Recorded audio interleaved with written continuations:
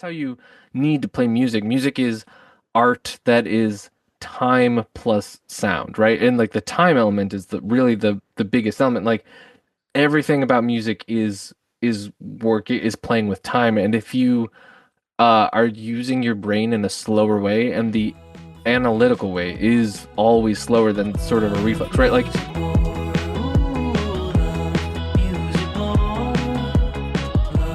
What's good, everybody? Welcome back to Love Music More. Coming up next is Josh Plotner.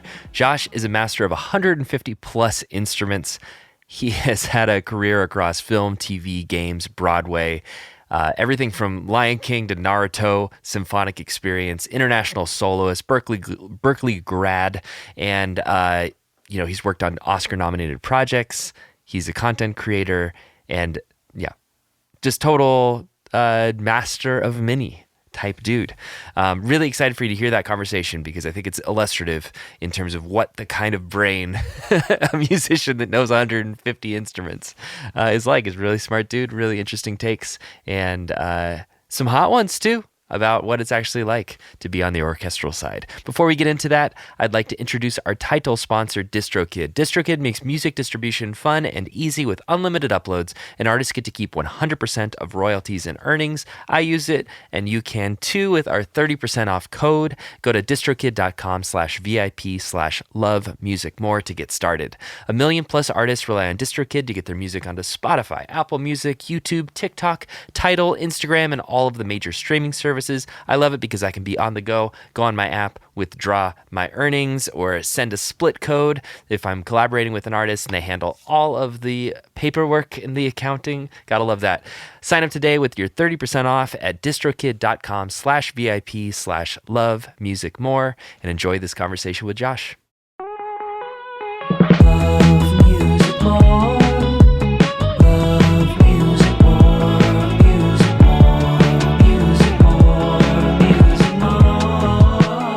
What's good, everybody? I'm Scoobert Dubert. Welcome back to Love Music More. I am joined with Josh Plotner. Welcome to the show. thank you very much. Glad to be here. So the question that I have highest on my mind, where did you start and how did you learn so many frickin' instruments, dude? So I started on alto saxophone. Okay. Actually, my mom will back this up. And hi, Mom, if you're listening. So I wanted to play saxophone since I was 3 years old, and I remember it that way too. I remember like walking down some street like Yeah. at night and like hearing a saxophone player like in some live music venue or something and being like, "That's the coolest thing ever." And I Sweet. was like, and then when I was like 3 until 10, because my mom thought it was just a phase. Yeah. She didn't truly believe me. And also, like 3-year-olds can't play the saxophone because they're physically too small. Like I think, like Your lungs are like this big. Yeah. yeah, like a soprano one, but it's like it'd be like so hard to get a really Yeah. tiny kid playing saxophone anyways. Yeah. But she was like, yeah, it's just a phase. And so like we waited until like fourth grade band, when I was 10 years old to start playing. Spoiler alert, it turns out it wasn't a phase.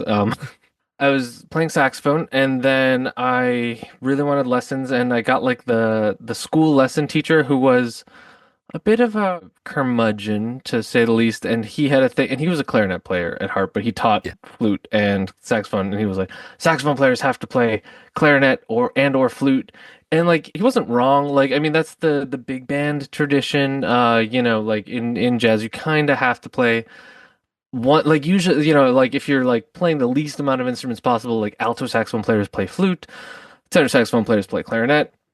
But like these days, especially, it's like probably both. Unless you end up being like the craziest, most amazing artist and getting the luckiest break. Like you really do like to just like play with other people. You need those instruments. So I did that, and I took a liking to it because and we could go right into hot takes because Yes, please. This is a podcast, sir. Yes. we want to go right into hot takes. So the thing about concert band, for the most part, is that the saxophone parts are terrible. I mean, I'm sure there's some newer stuff or something written, but like mostly like the most of the writing for saxophone in concert band, which is what you do from basically like, fourth grade all the way through high school and sometimes into college, right? Is like really poorly written things where they're like not really thinking about the saxophone, not good saxophone writing. It's usually doubling the French horns, and it's usually boring, like that, like boring tenory alto kind of voice that just does the harmonies and is so unsatisfying. And the flutes and clarinets are going wild in the meantime, like doing all the cool stuff, all the cool flashy stuff that's fun. And saxophone's a cool flashy instrument. And so when I started playing flute and clarinet, which also opened up the world of playing in orchestras, and again, it's like, yeah, Mm. sure, you can play saxophone in orchestra with all five pieces that are in the repertoire. Again, an exaggeration, but not much of one. Um, and so like I like really fell in love with flute and clarinet in high school. I really loved that they opened up orchestra to me because I started to see how cool orchestra stuff was. And then yeah, I was like, and it was cool in jazz too. So I was like pretty serious about those going into college. Yeah. And then once I got into college and I'm thinking about what's my career going to look like, Hmm. I thought like the first thing I want to do that seems like a really good gig, and it is a really good gig, is like playing on Broadway. Mm. Playing on Broadway is one of, I mean, I don't have the union rates in front of me, but I think the base salary is around 95 grand a year if you were Mm. doing it full time. Like if you have a Yeah. show that runs for a year, which is Yeah. actually not super common. But it's like 95 grand a year, healthcare, pension, like Yeah. that seems, so I was like, that seems like a stable goal that Yep. would be a good thing. And then you can do it. It's so easy. Like Broadway's like in it's about 50% of the shows. So you'd only be making half your salary, but you have a stable job and you have to be there 50% of the time.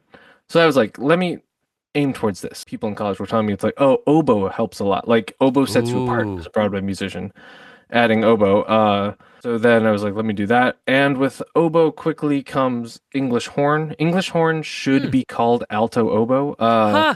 I It's didn't know like, that. yeah, it's such a that another thing, like another Yeah. hot take of mine is like Yeah. English horn is an alto oboe, and there is nothing more complicated to it at all. Like I guess they like it's like the tradition that the bell is like a like this like kind of egg shape at the bottom. Mhm.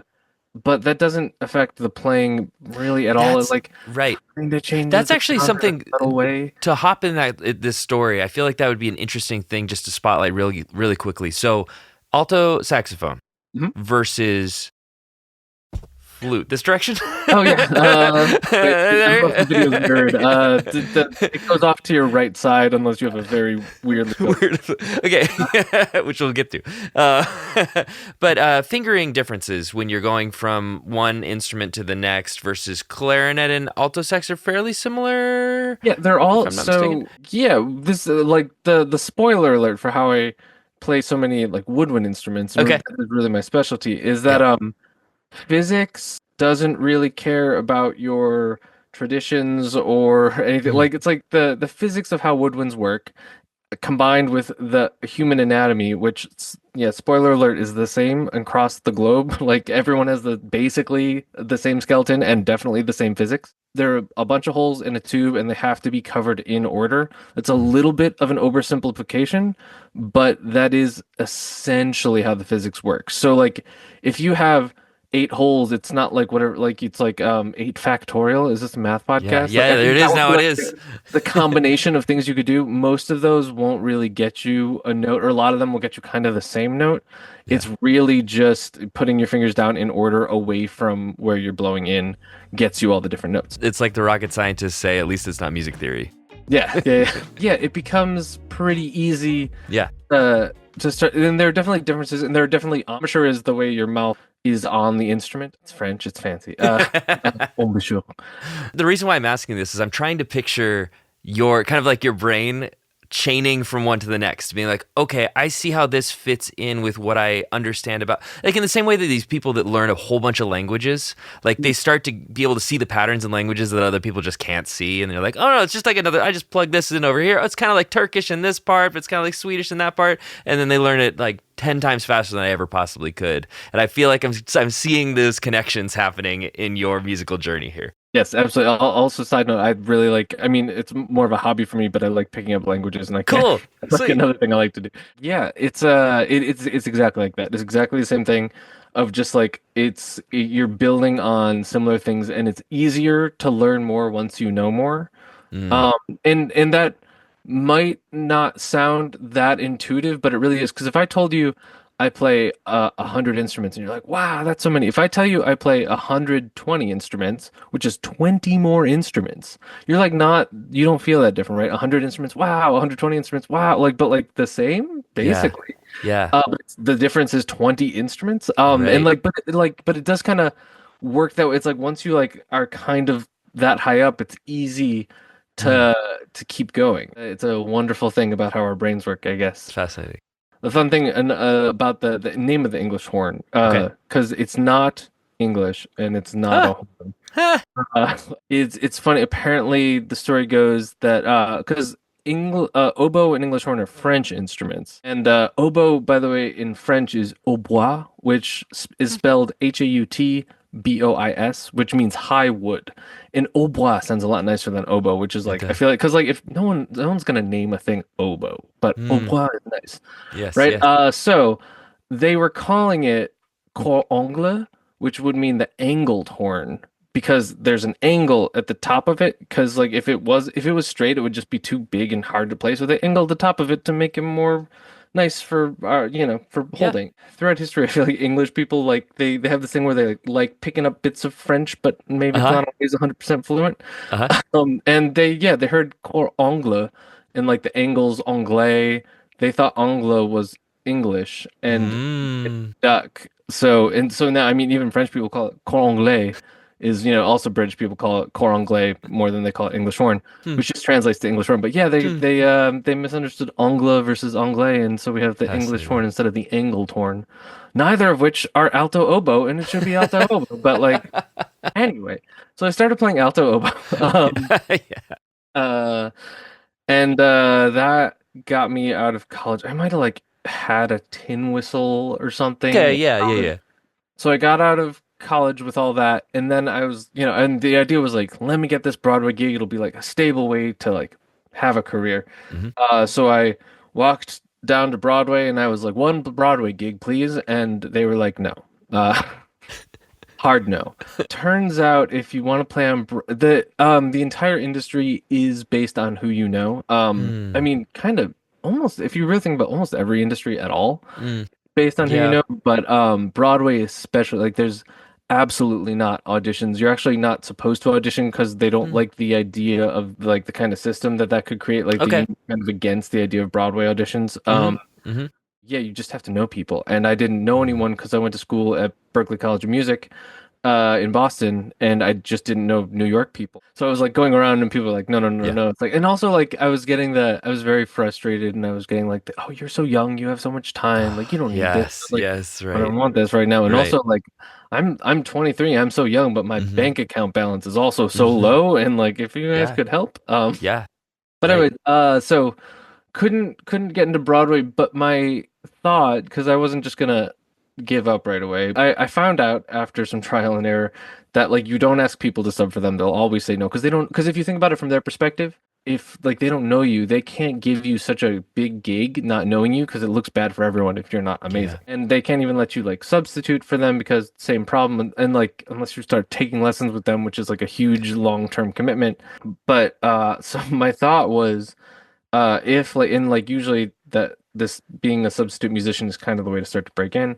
Hmm. I was like, who has the hardest book on Broadway? Who needs Ooh. a sub? Like, because like Yeah. certainly like there's like saxophone, flute, clarinet books. Like there's like so many people who can do that.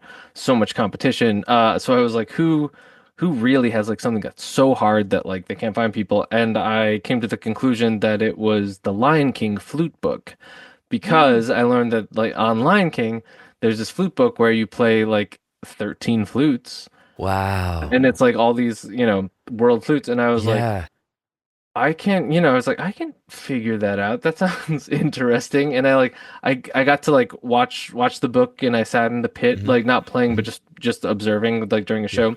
Cool. I looked into it and I was like, okay, so buying all these flutes that I don't have, and they were a bunch of Indian flutes, a couple pan flutes, and then like a really big pan flute. I was like, that is going to cost me $1,000, which is Yeah. a lot of money, but like not crazy for 10 instruments. Hmm. Hmm. Because the thing about non-Western flutes, yeah, non-orchestral and non-jazz like Yeah. instrument, like In that canon, like that you would normally expect to go to the symphony and see yes, like yeah, yeah, that yeah. kind of But flute. like, Yeah. so all of these basically all these flutes are hollow sticks with holes. Mhm. And that is way less expensive to make, and it's way easier to make. So these like flutes cost like 100, maybe for the really, really nice ones, like 200, $250. So it's like if Yeah. I get a Yeah. gig on, if I buy a $250 flute and I get a Mhm. gig on it, I have a free flute. forever. Yeah. That's a Yeah. dangerous piece Uh-huh. of logic. I see how this is Um, going. Yep. and so long story short, it did take over. It might have taken like 2 years, but eventually, like the Lion King thing happened. Started playing on Lion King, and I still do. Actually, was just talking to the guy today. I think I'm gonna come in and sub next week, maybe. So I like fell down this rabbit hole. It's like whole new like other worlds of music through like Cool. woodwinds, Cool. all these other genres, Yeah. and I started like finding out like all this cool stuff that kind of college never taught me. Yeah. And what a And great time to be like alive on this oh yeah, journey. Because, if it was 50 years ago, you'd be like going to music school libraries and like trying to find a book and it would be so hard. yeah, field research and like field recording. That'd be all you'd have. Yeah. Yeah. And now, I mean, nowadays, Yeah. like I've gotten some very kind comments from, especially some like Chinese musicians on Oh, my Chinese flute cool. playing, and they're like, Cool. "Who's your teacher? Like, where'd you learn?" And I was like, "YouTube." Yes. Like Yes. music from around the world, the Mhm. way that people make music is like super different, individual, interesting. But the physics of the instrument, not only is the technique not that different, but like the specific, once you start learning ornamentation, go through all your classical and jazz stuff, you learn very little ornamentation compared to any sort of traditional folk music from anywhere. Like once you start to learn those little like ornamentation tricks that like the traditional Japanese guys use, you find Mhm. in Irish music, and it's like they Wow. weren't Yeah. talking, they weren't Yeah. hanging out, like, but Yes. it's like oh that really clever way that you like kind of like bounce off of the hole. It's like the Irish guys and the Japanese guys are doing that, and like Yeah. flute from the Andes called the Kena, which is very similar to the Japanese shakuhachi, and they're Mm. really hard. I don't know how anyone ever invented this flute at all. Yeah. Yeah. It's like super unintuitive. It takes a week to make noise out of it. Like it's just like Wow. the way that the flute Cool. is built. I'm like, who figured this out? Because Yeah. it's impossible to learn. And yet, like two again, very different cultures that weren't hanging out. I've got some big news, everybody. My vinyl record is out. We didn't make a ton of these, so these guys are gonna sell out, and I'd love for you to get your hands on one of them because they're so dope. And it comes with a whole bunch of like liner notes and pictures and special stuff, the things that really went into making this record. And I want you to get your hands on it. So go to scoobertdubert.pizza or check out my Instagram for a link, or click the link in the show notes or the bio or wherever you're watching this to pick up your copy. They're going to sell out. We really did not make very many of these, and I want you to have it. It's like a collector's item. So thank you. Thank you for supporting my music, and I can't wait for you to hear it actually on physical vinyl.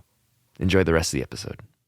Ended up kind of doing something that I started to call my like unofficial masters, where I never did a master's. I only did an undergrad, but I started just kind of taking lessons with like amazing teachers of different instruments and musical styles, and it's so much cheaper than a master's. Like I don't have a piece of Yes. paper, Yes. but like, taking weekly lessons for like, Yeah. like, and the teachers ranged in like thing that's like somewhere between like 60 to maybe like $120 an hour once hmm a week, hmm which is like an expense, but it's nowhere near a master's degree. Yeah. And I'm like Yeah. such a better player than I would Cool. be if I had Yes. done a master's. Great So I point. did my unofficial master's, which hmm was just like, and it's cool too because it's like my own curated thing. But Yeah. if I'm Yeah. doing weekly lessons, I still do have someone holding me responsible. Yes. No piece of paper, and I hmm guess like one day if I ever tried to become a professor, like you can't demand as much money. I think that's a thing. Like you can That makes demand sense. more money when you have Right. shinier pieces of paper. Right. I'm okay with that. I'm not Yeah. as interested as in teaching. Maybe hmm maybe future Josh will hate me for that. Like, I love the idea of, curating for yourself, holding yourself accountable through interpersonal means. And also, I mean, there's been study after study that one-on-one education is the best education. It doesn't matter the subject, especially for something that I feel like is so personal as combining your fingers, but also your breath, your embouchure, your mouth shape. One thing that I'd love to talk to you about is the overtone series, because I was watching one of your videos. It was like the biggest possible flute that only had like 3 holes on it. I'm just trying to look up what the name was. Fujara, which soft J, Fujara. It's a Slovakian shepherd's flute. Amazing. But it sounded so cool, and it was great how you're talking about like how you're able to get these different tones out of it with only 3 holes. And I feel like just general musical audience, they even like see a trumpet. They're like, how does that work? There's not a lot going on in a guitar. I can see the notes. Flute. Guitar has secret hidden notes too. I mean, yeah. So You're right. The overtone series Hmm. woodwinds, what's happening is that I mean it's always easier to explain with strings because with strings, Okay. like if the whole string is vibrating, it's a pitch. If you cut it exactly in half, it's that pitch an octave up, and then if you cut that in half, it goes up a fifth, and then if you cut that in half, it goes up a fourth to the third octave now. Yeah. Yeah. Then like you can keep cutting in half. Woodwinds has that same phenomenon, except what happens is a little different because woodwinds have a vibrating column of air inside. Hmm. And basically, you're just changing the standing wave. It ends up being Okay. the same like halving or doubling thing as like cutting a string in half and half again and again, but with a column of air where you're changing the frequency of the standing wave, which is much less intuitive and harder to understand. But yeah, same principle. How much does that require like individualized skill instrument to instrument, like across the woodwind family? Do you have to like rethink the way that the harmonics are kind of working in obviously these huge shapes? That probably is very difficult, but like how long does it take you to crack that nut, or how much is applicable from like, say a bansuri over to a kudi? Uh, that's a good question. That might be one of the things that's more instrument Okay. specific. It's really interesting too because like a lot of these more traditional instruments are not as standardized. So Okay. Okay. you find that it's not even like instrument to instrument where it's like this is a shakuhachi, this is like a shakuhachi in D. It's like this is a shakuhachi in D. They won't have the same rules of playing them because they're just not standardized enough. Yes. Whereas, like your buffet clarinet's gonna act exactly the same, and like all the fingerings will be the same. So, it's also tricky sometimes with like a fingering chart where it's like you could Hmm. make a fingering chart, but it would need like a lot of like little explanations, be like maybe this one works for your flute, but maybe try this one for your flute. Huh. Um, Yeah. and yeah, and you find that, and then yeah, going across instruments, you do kind of have to relearn. But I will say, you start to get a sense, like once you play enough different flutes, you start to get a sense of like, oh, it'll probably be this, or like you can Hmm. start to make up fingerings, which is a cool thing that feels Cool. very advanced. It Yeah. becomes intuitive where you're just like, oh, if that one didn't work, let me try this one. Yep, that one worked. Mm. I'm kind of doing that all the time. Yeah. Also, like I'm really a fan of not being brittle with your knowledge. And what I mean by that is that like someone whose knowledge is brittle just like has memorized a bunch of facts but doesn't Yep. understand any sort of through line. If your knowledge is more malleable, Hmm. you understand why things are. And so instead of necessarily knowing 10,000 facts, you understand how things work and you can just make up facts on the spot. Not make up facts. I That's know not what what, you're saying. I know what you're saying. but like you can kind of do the experiment, invent things instantly, right? That is just so much more useful. And I think that's a skill that like I guess you could call me like a woodwind generalist. And I Yeah. think that's the kind of things that generalists like, just like that interdisciplinary thing when you pull Hmm. from so many different places, you're able to keep pulling easier sometimes than specialists that often specialists will go like really far, but they'll have like a very brittle kind of thing where as soon as you ask them to bend, it can be dangerous. Yes. That plays into something I've been talking a lot about with some of my friends who are very analytical people, who are like PhD type people, you know? They're very much, we specialized, we pushed the brink of human understanding on this one little thing, and we just kept going further. Um, and they find people like me fascinating who like just, play a bunch of music and whatever. And I try to describe to them the embodied creativity, like the stuff that doesn't even seem like it's completely going on in your mind analytically. It just kind of is happening or flowing through you, or you're borrowing from two different distinct places, and it's just kind of, or you're letting your fingers surprise you, or you're borrowing from like that embellishment tradition where I feel like so much of that is an intuitive understanding, an embodied understanding rather than an analytical understanding. Like, and I like the idea of a physicalized instrument that is non-standardized, is non-industrial, Yeah, yeah, yeah. because I feel like that puts you even more in that headspace of you are constantly in conversation with this tool, with this instrument, rather than it is like subservient to you, Yeah. you know?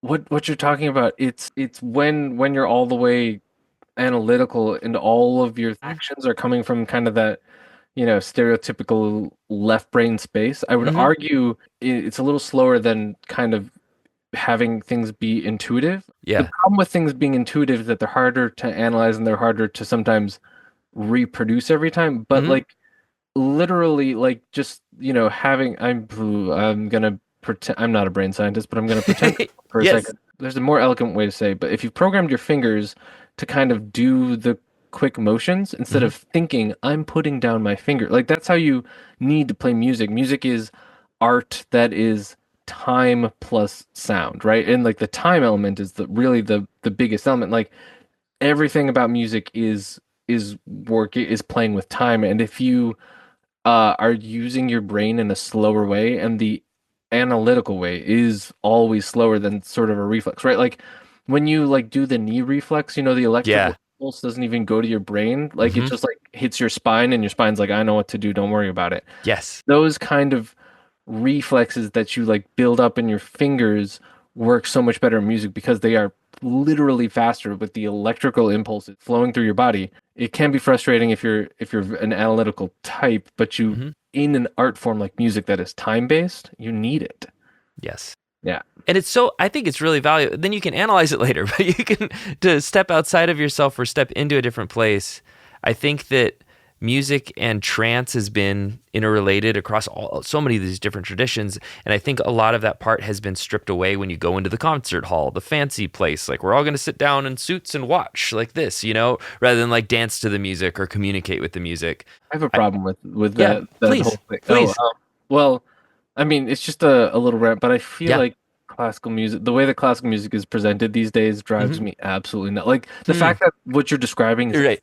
drives me nuts. The whole like things like don't you have to know that you don't clap between movements. Yeah. And certainly don't make any noise during the thing, and like if something moves, you keep it inside. Even the way that these concerts are lit, like the Mm. lighting and the Hmm. way that people come out on stage, it's just I think classical musicians often, and maybe this will get me in trouble. I'm trying to get in trouble with as many different people as possible on this podcast.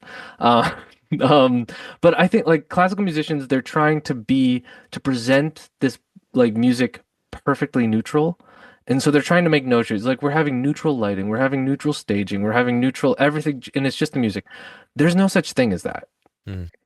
And this goes for anything. When you're doing music, what you're wearing, what you're coming out on stage doing, how the lights are, how the sound is, they're all choices. And if you like try to do the most like boring like museum exhibit with white walls kind of thing, that's still a choice. Mm. Like, and I mean, it's a thing in the art world too. It's like, oh, you're putting like this portrait of someone on a white wall that would have been in like a wood paneled home. Like, the portrait looks different on a like stark white wall as compared to like in a warm home full of wood and carpets, you know? Yeah. It's gonna feel different. And like the same thing with classical music. And like I would just argue it's a bad choice. Like the boring lighting, the boring staging, the boring like we're presenting this music that we're passionate about and we love in the most boring, dry, pure, quote unquote, pure way possible. But I'm like, you just made all the bad production choices, and I disagree. And I Like, think that and that's part of what makes it cold, because the music is not cold. yeah, and And not at all. The and music's amazing. and so much of the compositions were not actually, obviously when you have an orchestra you have to have like some rigidity because you got a lot of people on stage, you got to get them all together. There- But there was a lot of improvisation. I feel like, like Beethoven, that was one of his things, was he'd sit down at the piano and just like wail. Yeah. He'd take you on a Well, journey. I mean, it was Vivaldi, right? Hmm. Where women were like throwing their Yeah, underwear. yeah, right. Like Exactly. Yep, yep. where like I'm not Yeah. saying that we should do specifically that, but where's Yeah, that vibe? Like totally. Or where, Stravinsky, like Firebird, where there's this whole provocative dance that's going with this provocative music, and it is just this like big fu to the entire establishment, but it pushes it forward. And then you go and watch it, and you like pretend that never happened. This is just part of the Western canon now. It just becomes like subsumed. Tchaikovsky was shooting cannons. Like why? Yeah, right, exactly. What what possible excuse is there for your classical music concert to be boring? Like you're just Cool. like it's Yes. honestly like it's so disappointing. And I think and I get like Hmm. I see why it happens. Hmm. Conservatories kind of like kill that like dangerous creative spirit, and they're Hmm. like, do it exactly this And you way. get And like government funding involved and like old rich people that want to feel important. Like, I feel like it creates that kind of feedback loop. but where's the orchestral light show? Yeah, yeah. Like do Beethoven five like da da da da. It should be like spot spot spot spot, like Yes. epic colors changing. Like I Love that. want it. I want it too. I want it too. A fun way to rethink about ourselves, especially in the whole age of AI and all of this stuff. I'm finding more and more opportunities to be introspective and think about like, okay, what makes us human versus this tool that I'm using that is getting better and getting more and more powerful, and it is able to learn in much the same way that you're able to learn, where it can be wide and expansive and see inferences in between different languages and stuff that the human would have a harder time doing. But it lacks that embodied wisdom, that intuitive wisdom, some of the things that I think the future dealing with these artificial collaborators or whatever they end up being, I think it'll incentivize the people that can get out of their minds a little bit more. Yeah. Well, you know what that brings to mind is I heard someone say that if you're talking about the difference between art and entertainment, entertainment is when you kind of get what you want and what Mm. you ask for, and art is when you get what you didn't know that you wanted and Yeah, didn't know that yeah. you needed maybe. And honestly, I see the value in both, and also like the Me value too. of doing like Yeah. 60%, 40%, Yep. 80%, 20%. Absolutely. But I will say that it's much harder, like with these definitions of art and entertainment, which aren't the definitions, but I like these definitions. Hmm. Hmm. Much harder to get art out of AI because AI will just give you exactly what you asked for. Hmm. The art is this thing that you didn't know that you needed, Hmm. right? I like that. So AI will make entertainment very easy to mass produce, right? Just Yeah. be like, give me a show where Batman fights all Mickey Mouse and all the IP fight themselves, just can make it, you know? Yeah. Yeah, it's hard to get the art, and that is the thing that I think like it doesn't make because you can't prompt it to give you something that you don't know you need. Like, Mm. Mm. and Yeah. that's where like art will still have forever value. Um, Agreed. yeah, Agreed. And I think that there's something missing in the conversation, and that thing is the imperfect wooden flute. That thing is the unindustrialized. And that's not to like make things that are non-Western like on a higher pedestal. It's not like trying to do that. It's not trying to make it exotic and so therefore it's interesting. Like I've heard a lot of my friends do with like non-Christian religions, which is another Mm. rabbit hole. But Oh, the idea of like an instrument that works with you and against you, that is not that perfect product that was machine tooled, that opening up doors for that which is imperfect in yourself, mm, that is the kind of feedback loop that I think we're going to need more and more of, just yeah. as people. Well, you know, I since I've kind of, you know, developed this perspective of like I went to school for jazz and stuff. Yeah. I was like I almost went to school for classical music. I was playing like the Ibert flute concerto. Like I was like doing I've like really, you know, classical and jazz in my background, but like kind of being more open to these non-Western worlds. It is interesting that like we feel like this stuff has been around for forever, but it hasn't, and it's Hmm. become very resistant to change. Hmm. The way it's like when you're like making Indian flutes, for instance. Yeah.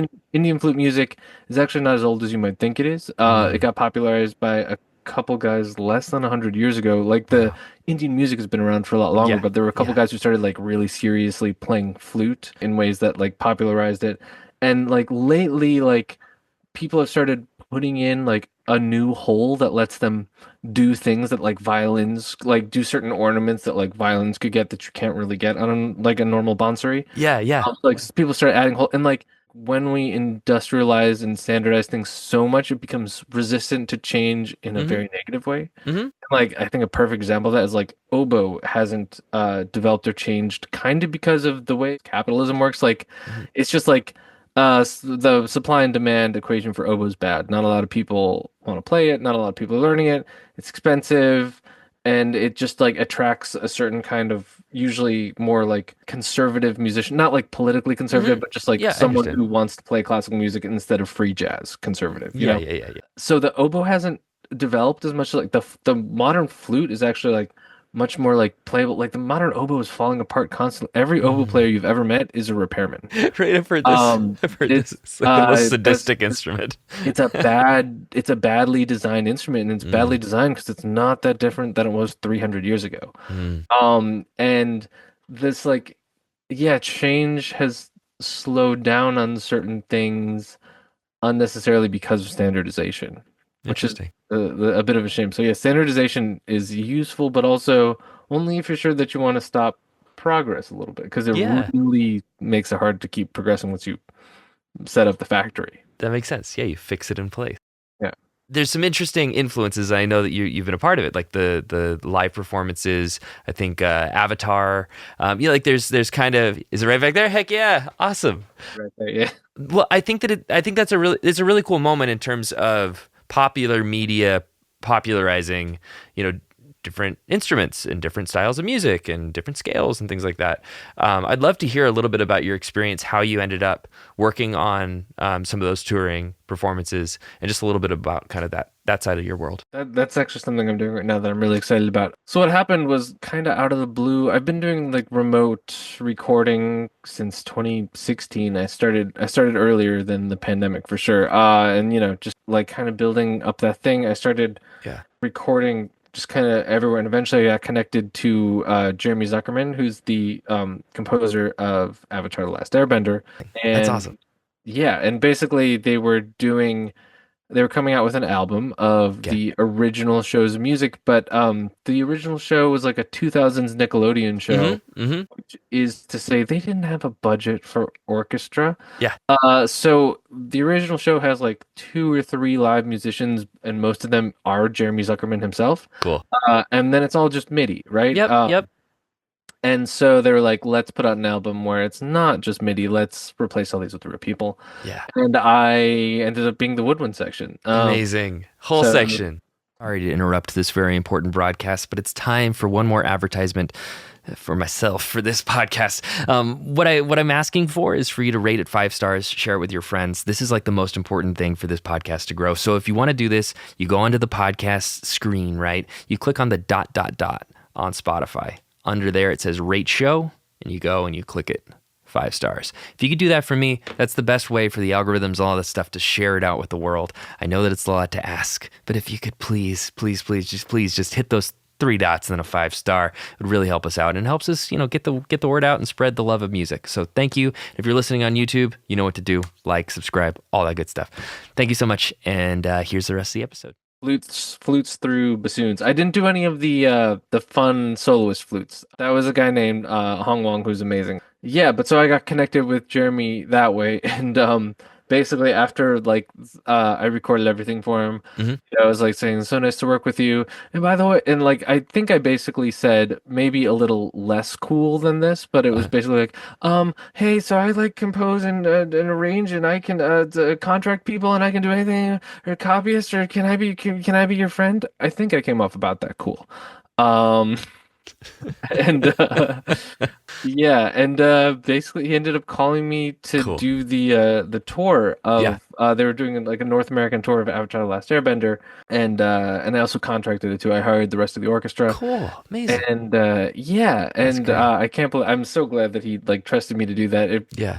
It was great. It was a Yeah. really great group of people. It was a really fun tour. And then I got connected with the company that was putting on the tour that puts on a lot of these like Mm, live and concert things. It's like sweet. a thing that's kind Yeah. of Yeah. Oh, yeah. happening, and I'm Totally. super, I don't know, I'm really optimistic about it because most optimistic to the point of maybe even being a little bit wrong is like I feel like this can help bring back orchestras a little bit because it's so Yeah. many new orchestra gigs that didn't exist before, like Love that. Harry Potter live in concert, Lord of the Rings live in concert, anything, any video game, TV, movie, just live in concert, Barbie live in concert. It's all happening now, Yeah. and it's a lot of new gigs for orchestra people, and then a lot of new people who because I did this tour, right, and Mhm. I was going to cities like we went to 40 out of 50 states in the U.S. and Cool. so Huge tour. like, at least once a week someone came up to me and was like, they're like a 30, 40-year-old person being like, this is the first time I've ever been to Symphony Hall in the city that I've lived in my whole life. Hmm. It's so amazing. I brought my Yeah. kids. This is their first time.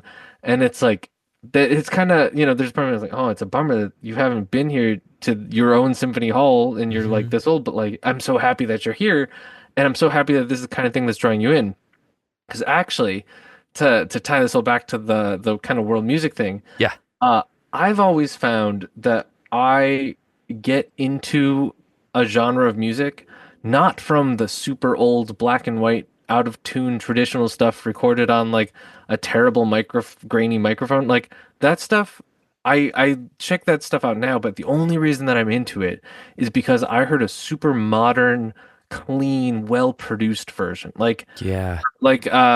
Best example would be like for Irish music, like Mm. there's a band called Fluke, Flook, Okay. and it I'm is listening to like that tonight.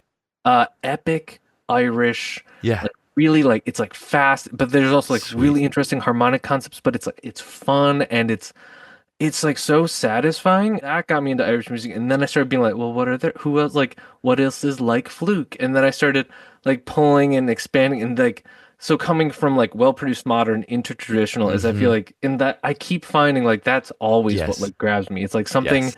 new pulls me into something old, and I feel like you want people to listen to Beethoven, like you could try just giving them Beethoven, but give them John Williams for be like, hey, Hmm. do you like the Harry Potter score? Of course you do, because you have ears. Like, let me show you like his John Williams influences because they're Yes. also just as cool. Yes. And there's so much good music coming out in video games and TV and film. So like, I feel like that's the pathway to bring people more I love into that. the music world in general. And yeah, I'm really into it. But so I got connected with this company and Hmm. I was like, I will work for you guys and help make all this stuff reality. So we just put up I think the Naruto tour I is saw that. I saw ending that. soon. It's We gonna be so cool. Witcher is coming up, The Witcher The live in Witcher, cool. Wow. and then Demon Slayer Demon is Slayer, happening nice. right I now, love and I think So it's you gonna. got to get a good shamisen player for the Naruto and the Demon Slayer stuff because they like they're wailing. It's like shred guitar. Let me tell you something about that. I've got a story about that. I could be wrong, but I Hmm. think Hmm. I might know every single shamisen player in the US. Every pro shamisen player in the US, I might know all of them. And the reason why is because I called them all for Naruto. And the reason I had to call all of them is there was like one stretch of dates that Uh-huh. no one kept being available. And the reason no one was available What? is that there a World Shakuhachi Festival happening in Texas. Shakuhachi often plays with shamisen. Shakuhachi, Japanese flute shamisen, Japanese guitar, let's call it. Not Yeah, really, but sort yeah, of. yeah. And yeah, they were all going there to play with ensembles for the World Shakuhachi Festival. And like they all know each other. It's like it's not the Yeah. biggest community. I like all the people on the West Coast, all the people on the East Coast. I was trying to contact some people in Chicago too. Like all the pro and it's tricky too, because right, like if you're a Hmm. professional shamisen player, at Hmm. no point do you need to be able to read sheet music.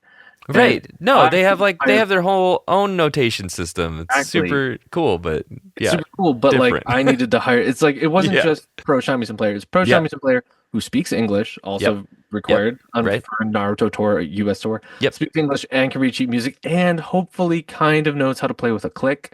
Like because again, Ooh, like a lot of yeah. traditional musicians just don't like.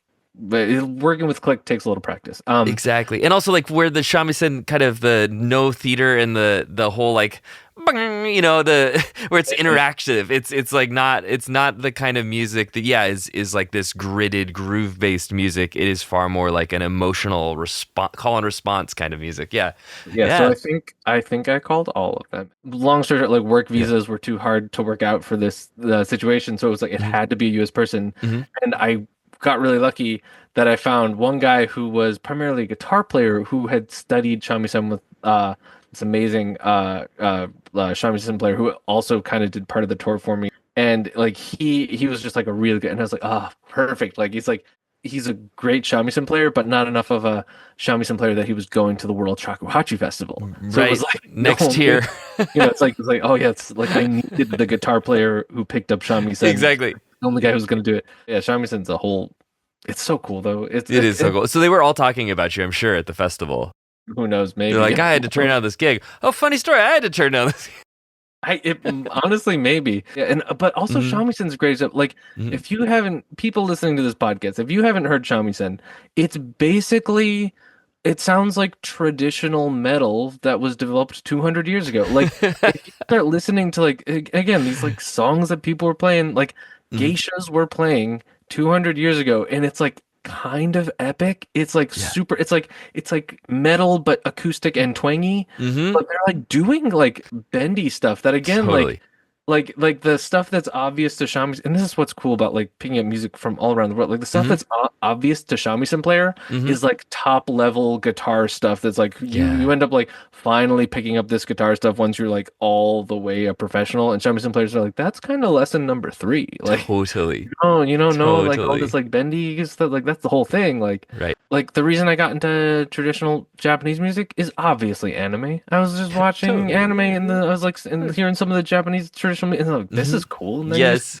pulled all the way in. But like I So if you cool. showed me like a Yeah. really stiff traditional concert where everything's kind of slow Mm. and serious, I would have fallen asleep right away. Like Hmm. how would that grab me unless I had the other stuff first, you know? Really, really good point. Find out the people you love and then find out their influences. So it's like not starting from the root of the tree, start from like the cool leaves and then work your way Yeah, in. Yeah. yeah, yeah. Because I mean, also the leaves are usually cooler than the trunk, but the Right. trunk's cool once The you're trunk's interested cool. in trees. Like Right, right, right. Yeah, you gotta like it trees. works all the way. Yeah, before you're hugging the tree. Yeah, it's like it's a little serious. So I want to ask you my last question. This is the question I ask every guest. The show is called Love Music More. The segment's called Love Music Why. It's a very simple question, sometimes a difficult question. Why do you love music, Josh? Hmm. Let me think about this Yeah. for a Yeah, second. you got time. Why do I love music? The listeners can ponder Yeah, I their mean, answer. I think it's because honestly, the way that it has changed me as a like I obviously can't know the person that I would have been without music, but and I mean there's so many studies that back it up too. Like music has made me like a calmer, more intentional, more intelligent person. Like I'm able like especially like I think one a big thing you learn in music that works in life, and this really I don't even think is a metaphor. Like in music, if you make a mistake, you can't go back and fix it, right? Like that's it's always the intention when you're first learning. It's like, oh no, let me like it's like no, like the tempo is going. Like the you have to get over making a mistake and just like keep going and see how you can fix it in time. And the more you try to scramble back, the worse it is. And the more you draw attention to the mistake. And that kind of thing works so well in your whole life. And just that like being like something is wrong. And my trained, learned reaction to when I make a mistake or something happens wrong is calm. Like, and I think you only get that from practicing music or another time-based art form, I guess. Like maybe, I don't know, maybe there's something in like athletes or something that could have something like that. But like Dancers? Maybe dancers. dancers, sure, yeah, yeah. But it's like when there's an emergency, the way to make it better is to be calm and analyze and like pivot as fast as possible. That's how you learn that playing music. Any music that's in tempo, you kind of have to do that. Yeah, that's like those such a valuable thing for everything in life. I do sincerely think that it's like improved me as a human being, and in a way, it sounds so cheesy. But it really like it's cool to make music too. It feels good. It's like it's very satisfying. It's like I really like that I can do something with my life that's like it's not very taxing on the environment, right? Like a lot of times, it's like I buy my gear and that's my gear. I'm not using supplies. I'm not necessarily traveling all the time when I can do like remote recordings and stuff. Being able to make people happy for a living, being able to make, the art that makes life worth living. I'm definitely not a doctor, but I hopefully, can help improve people's lives. It's just like it's a very satisfying thing. And even if you're not doing it professionally, like, just improving your own life, like the life of people around you, like, yeah, music's it's good stuff. It is good stuff. It is good stuff. And I love all of the people that you've been able to connect with, like every shamisen player in the United States, you know?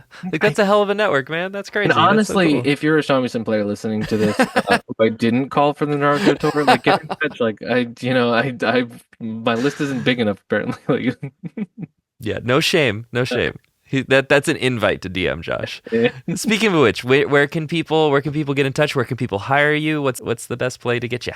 Yeah, so let's say either my website, joshplotnermusic.com, or my Instagram, instagram.com/joshplotner. Super easy way to find me. I'm pretty Googleable, I think. Say hi and yeah, I'm always happy to work on stuff. I wear so many hats, it's ridiculous. We could maybe in the next one we'll talk about like kind of going horizontal versus vertical. Like Ooh, as you can imagine, yes. I've gone a lot more horizontal than Yeah. vertical.